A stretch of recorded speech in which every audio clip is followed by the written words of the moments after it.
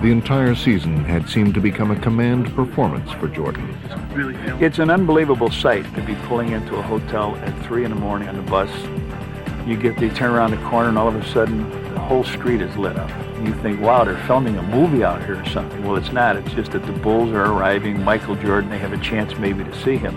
In the postseason, he would lead the Bulls back to the finals with his trademark flair. Yeah! Does it again! But while Chicago playing for the NBA championship had become a familiar plot, He is amazing. the 93 finals would bring Michael a new and entertaining co-star. God want us to win the world championship. I don't know if I go that far, Charles. Oh, no, I talked to him the other night. However, not even divine intervention was enough, Spins away on Marley. He'll take it all the way to the basket and drops it in. as Jordan would relentlessly attack Charles Barkley and the Suns. Now underneath, Michael fights and scores with a left hand. Michael Jordan now looks like he is going to drive every time he gets his hand on a ball until they stop him. His onslaught would include a personal finals best 55 points in Game 4. Michael will take it. He's fouled. He scored.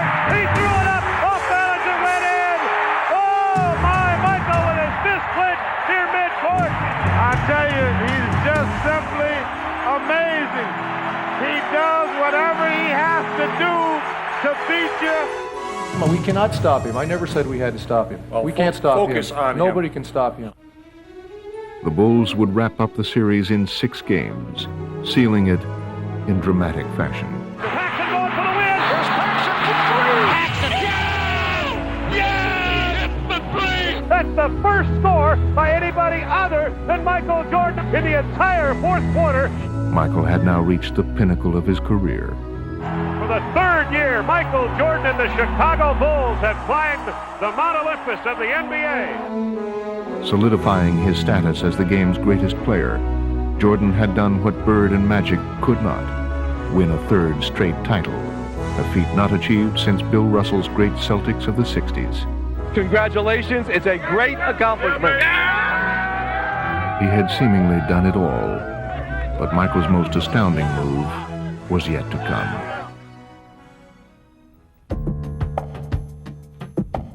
After we won the championship, I sat in on the floor and just reminisced about the whole season and the years that I've had at the game of basketball and where my life was and where my challenges were. Do I have to do anything else? Can I just sit here for a few minutes? It started weighing me down mentally because of all the things that were happening and some of the responsibility that I was gaining, the expectations. Mentally, I was exhausted because I forgot where I was. I forgot how I got there. Because of being on top for so long, you forget about a lot of the stages and the steps that it took to get to that point. And my father and I had a conversation about just stepping away. Jordan had reached a crossroads, and he would spend the summers sorting out his feelings. I wanted to give myself some time to make sure this was the right thing, this is what I really wanted to do. I asked Phil Jackson, frankly, I said, what kind of challenges can you give me next year? If you can give me one challenge, I would not retire.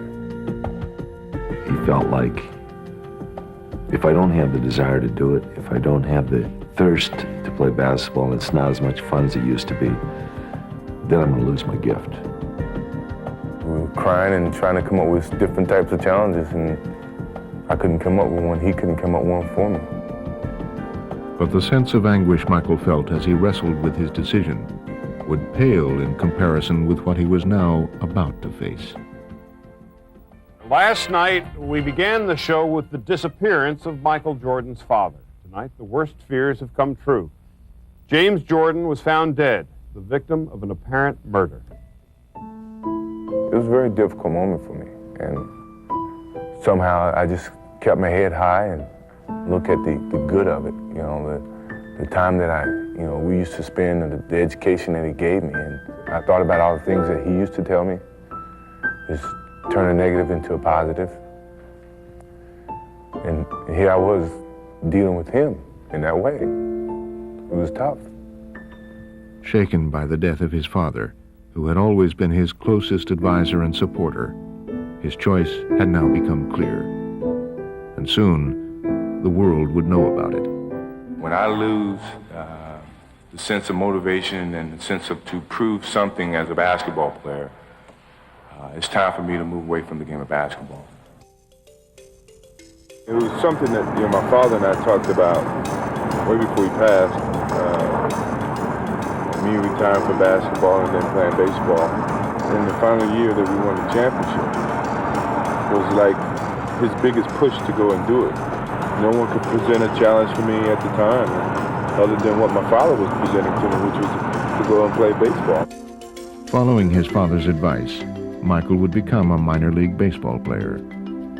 But more than just a diversion, his new pastime was part of an emotional journey. I think what baseball did for me was it gave me an opportunity to revisit all those moments that I had with my father. And when I really thought about it, I said, he was here.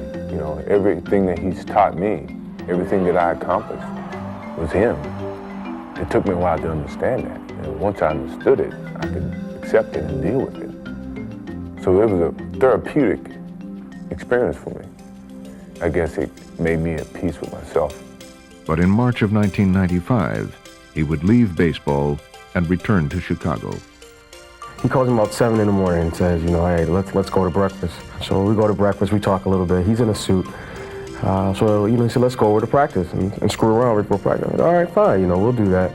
No problem. So we're out there just shooting. He has his suit on still. I have my practice stuff on. So a shooting game goes into a shooting contest. Then all of a sudden the contest goes into, well, let me see if you can still guard me. And then it goes from, well, let me see if you can still guard me. And then before you know it, we're playing one-on-one. I started attending a couple of practices and getting out there with the guys, and the enjoyment that came out of that really started to make me feel good. The economy has produced 6.1 million jobs since I became president. And if Michael Jordan goes back to the Bulls, it'll be 6,100,001 new jobs. Michael Jordan announced today he's coming back to basketball. One guy said the words, "I'm back," and it set the world on fire, just turned it upside down. I never thought I'd come back to the game of basketball. I never thought I would have that feeling to come back. But what drove me back was I truly love the game. Today, Michael Jordan at age 32 tries to accomplish what no one else truly has in team sports history. After an 18-month absence, Jordan was back, and his return sparked a magical rush. Here's Jordan. Bulls trail by 1. Michael. Oh, yeah. Welcome back. Michael Jordan. And he instantly conjured up indelible images of the past. Yes. That is a high for the NBA this season. 55 points by Michael Jordan. Inbounds to Michael. Racing the clock. Jordan for the win. Yes! He did it again! He is now back!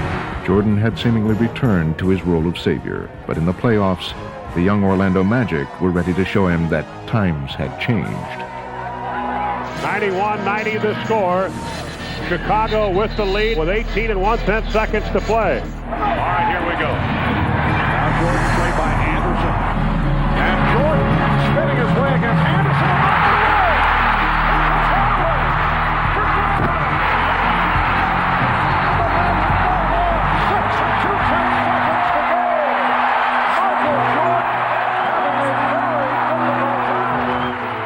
Jordan's miscue seemed almost unthinkable, but he would have one more chance to deliver his expected heroics.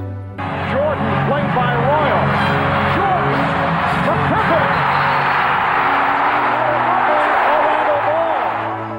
Here I was